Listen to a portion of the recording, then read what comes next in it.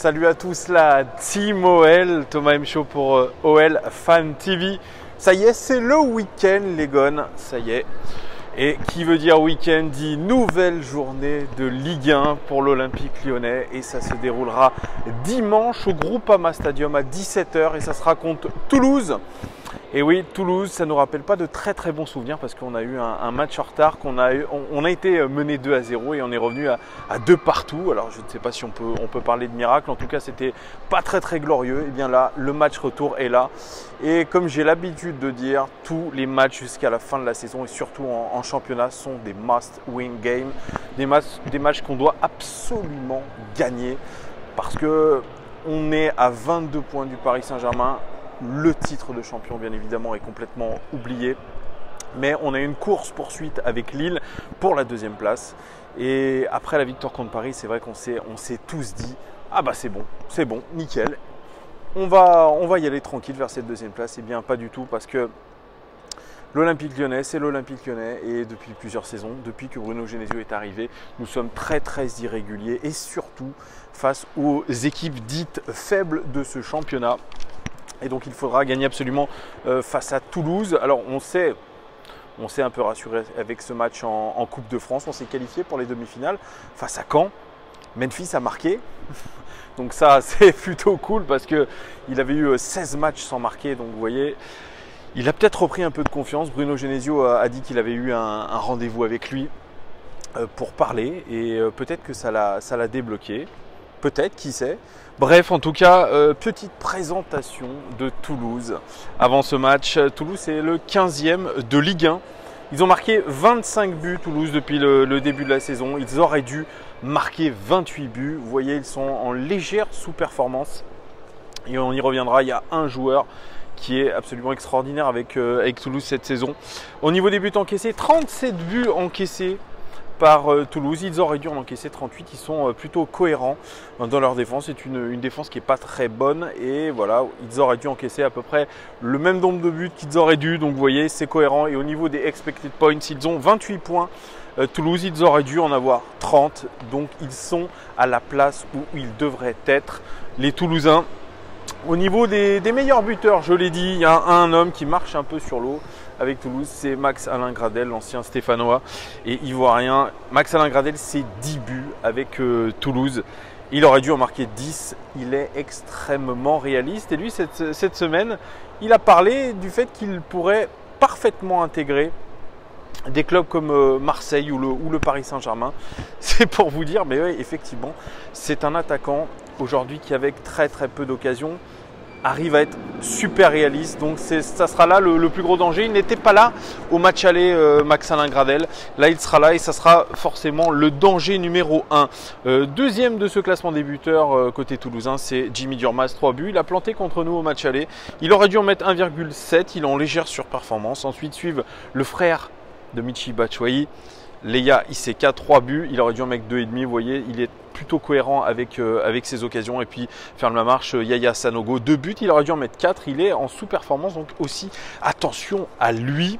Au niveau des meilleurs passeurs, on a toujours l'inévitable Max-Alain Gradel. 4 passes décisives pour Max-Alain Gradel, qui est vraiment l'homme fort de Toulouse. Il aurait dû en faire 4. Extrêmement réaliste aussi sur ses passes décisives. Attention à lui, c'est le danger numéro 1 de cette équipe. S'en suivent Sangaré, 3 passes décisives. Il aurait dû en faire 1,3. Il est en légère surperformance. Et puis Garcia, 3 passes décisives. Il aurait dû en faire qu'une. Donc lui aussi en surperformance. Garcia. Alors le dernier match de Toulouse, c'était contre Caen, qu'on a battu en Coupe de France, 1 partout pour les Toulousains qui évoluent sous les ordres de Alain Casanova. Et sur le dernier match, ils étaient en 4-1 avec Baptiste René dans les cages en défense centrale. Le japonais Shoji, qui sera une vraie nouveauté pour le championnat de France avec Christopher Julien en défense centrale. À gauche, on a Silla, à droite, on a Kevin Amian. Et puis seul en sentinelle, on a Cahuzac, le casseur de jambes, le Raymond Domenech des temps modernes. Et puis ce milieu à 4 avec Dosevi à droite, Durmaz et Sangaré au centre. Et puis à gauche, Max-Alain Gradel et le seul Yaya Sanogo en point qui pourrait être très bien remplacé dimanche par Leya Iseka, le frère de Michy Batshuayi. Ça pourrait pas être incohérent. Une équipe de Toulouse qui joue aussi gros dans sa course au maintien et qui tous les points valent cher. De toute façon, les deux équipes jouent gros. C'est un must-win game pour les deux équipes. Bruno Genesio qui l'a confessé. Les joueurs ont bien évidemment et le staff ont en tête le match contre Barcelone, ce match retour. Bruno Genesio aussi dans la tête cette prolongation de contrat. Il y a beaucoup de rumeurs. Il est défendu par Jean-Michel Aulas quand il le faut. Il est tensé quand il ne le faut pas, ou l'inverse.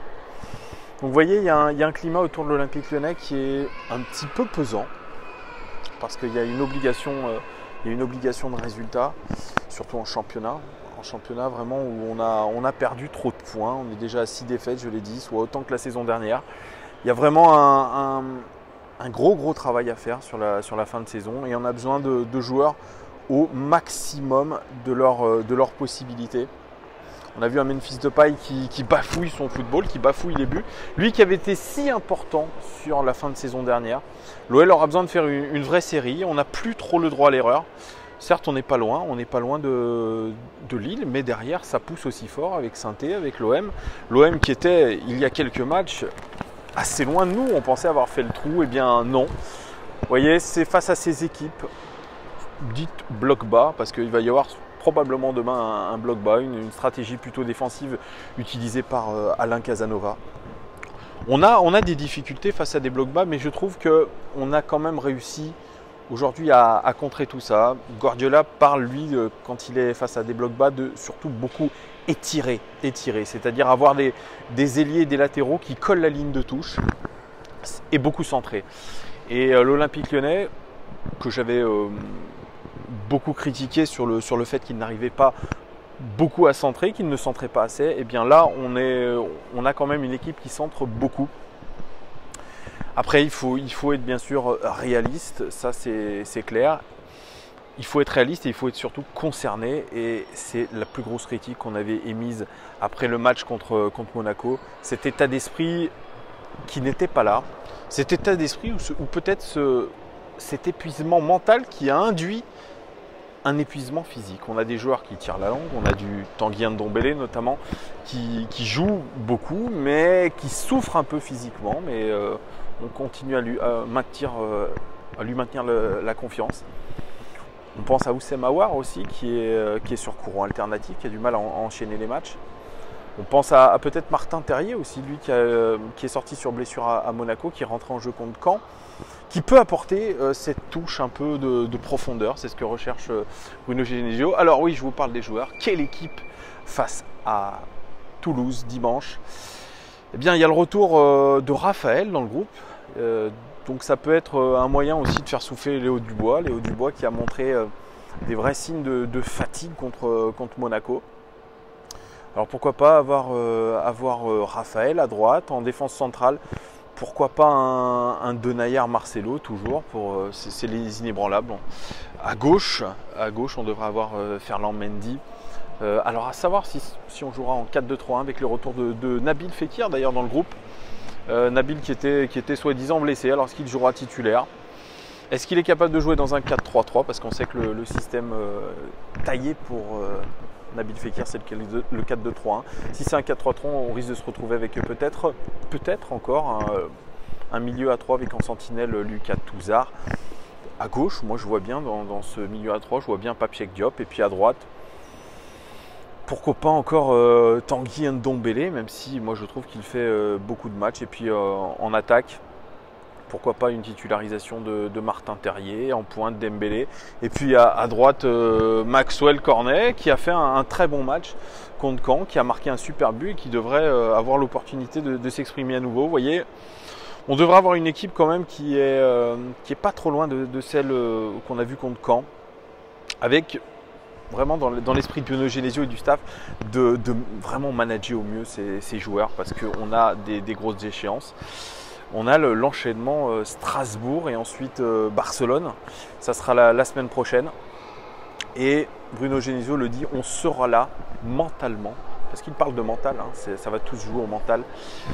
On sera là, il a dit. Donc on espère que ça sera réellement le cas. Voilà les gones. pour cet avant-match contre Toulouse, du match contre Toulouse dimanche.